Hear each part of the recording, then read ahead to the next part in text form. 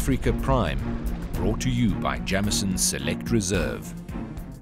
Welcome back. You're watching Africa Prime, and we are trying to understand the issues and the challenges that Dr. Rama Sithanen, former Deputy Prime Minister of Mauritius and former Finance Minister of Mauritius, has dealt with in his long career. Thank you again for joining us. 3 decades in the public, private, and international community serving mankind. What would you say have been your main achievements to date? Look, I think the main challenges that we've been able to overcome was basically how to transform the economy of Mauritius from one that was driven on trade preferences, sugar and textile, to basically building a resilient, dynamic economy that is based on global competitiveness. It's not easy to do that because we had to take some very painful measures. And you know, when you are in a decision, when you are in a position of power, making difficult decision that is going to give dividend in the long term, but that could cost you vote in the short term, is quite tricky. So I think this is the biggest achievement that Mauritius has done. Now, we are a country where we don't have any And gold. you were a part of that. I was the one who was behind, the reform in 2005 that transformed Mauritius from an economy that was driven by trade preferences to basically one that relies on competitive advantage, because we'd lost the preferences. They were eroded. So we had to take some painful measures in terms of the labor market reform, in terms of tax reform, in terms of what I would call structural reform, in order to put the economy on a long-term sustainable basis and to diversify the economic base of the country. And at the same time, we had to make sure that the gains of growth were shared on an equitable basis with the population. So inclusive growth is extremely important, in Africa and in a country like Mauritius. So we need to ensure that there is robust economic growth, that this is shared among the population, especially the poor, and at the same time, that you look after the sustainable development of the country in terms of protecting the environment and the ecology. How difficult was it to sell that message? It was difficult because we had to take some painful decisions. I mean, you know that there are always vested interests when you have to carry out reforms. And there are short-term pains and for long-term gains. And you had to make some of these difficult decisions. I mean, just like some countries in Europe, have to go through this painful structural and policy reform. And in a very robust democracy like Mauritius, it's not easy to carry everybody with you. But you have to make sure that there were some early winners so that people build confidence and they see, the early harvest, as we call it. So it was difficult, and we were lucky because after 2 years following reform, we've been able to transform the economy. Debt to GDP came down. The deficit as a share of GDP came down. Inflation also came down.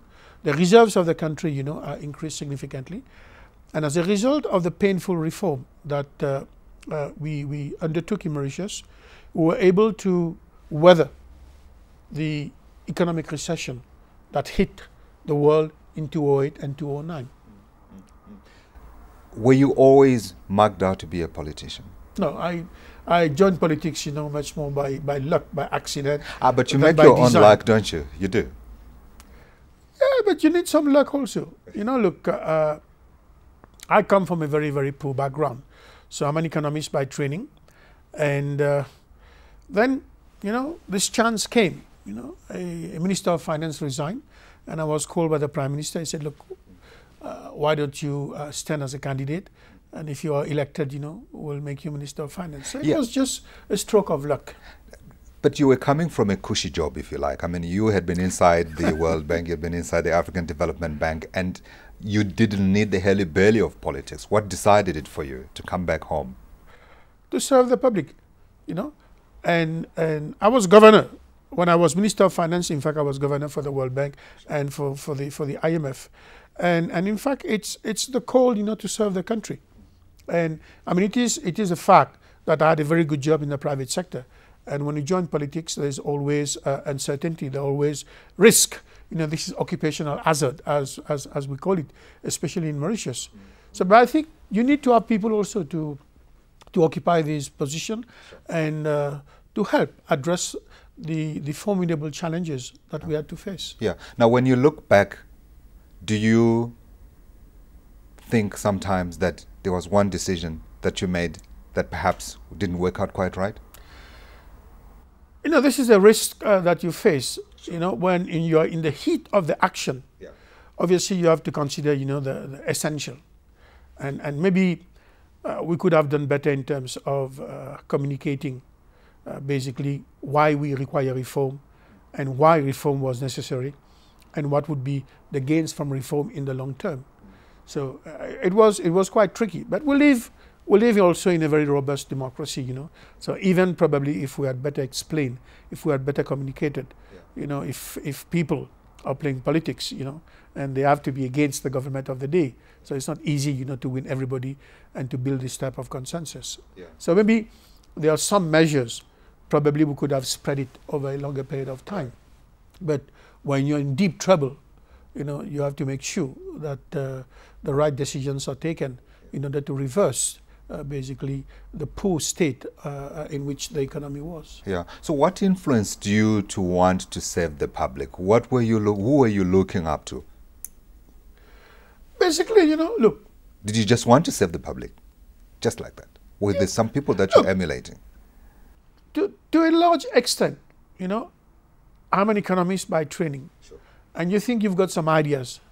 And this is an excellent opportunity, you know, to put your ideas to test, both in terms of structural adjustment, but also in terms, you know, of inclusion and in terms of taking measures that will give more opportunities to people. I'm a great believer, you know, in broadening the circle of opportunities, so that poor people, you know, from underprivileged background, they've got a better chance, you know, for education, and they've got a better chance in life. Yeah. For instance, one of the measures that we took was what I would call a corporate social responsibility tax, a 2% tax that was used to help poor people in terms of education, in terms of capacity building, in terms of human capital, but also in terms of helping them, you know, with social housing. So giving more opportunities, you know, to people who come from underprivileged background to make it in life. Yeah, yeah. And to be an economist, was that foisted on you? Was that something that you wanted to be? Again, that was your choice? That was an accident, you know. I did quite well, you know, and I got a scholarship, you know, and I went to study in the UK. Yeah. So I've been quite lucky in life, I must confess. Yeah. And that luck has taken you from being a poor boy, as you said, in Mauritius to the World Bank in Washington and back to Mauritius and saving your country. So when you look ahead, where would you like to see Mauritius go from where we are now? Or look, is that trading on dangerous territory here? Mauritius has done relatively well compared, you know, to many countries. Mm. When the country acceded to independence, we were a monocrop economy. You know, sugar, sugar, sugar. And it was an extremely poor country.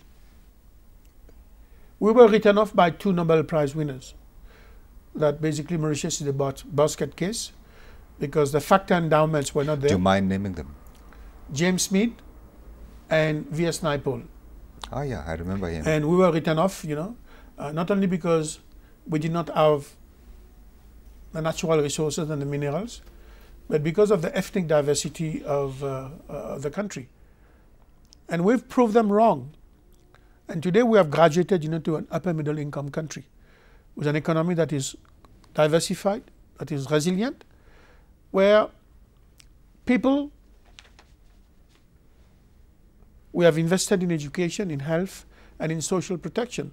The challenge that we face is how do we graduate from where we are to a rich country where the GDP per capita is going to be about $20,000 US.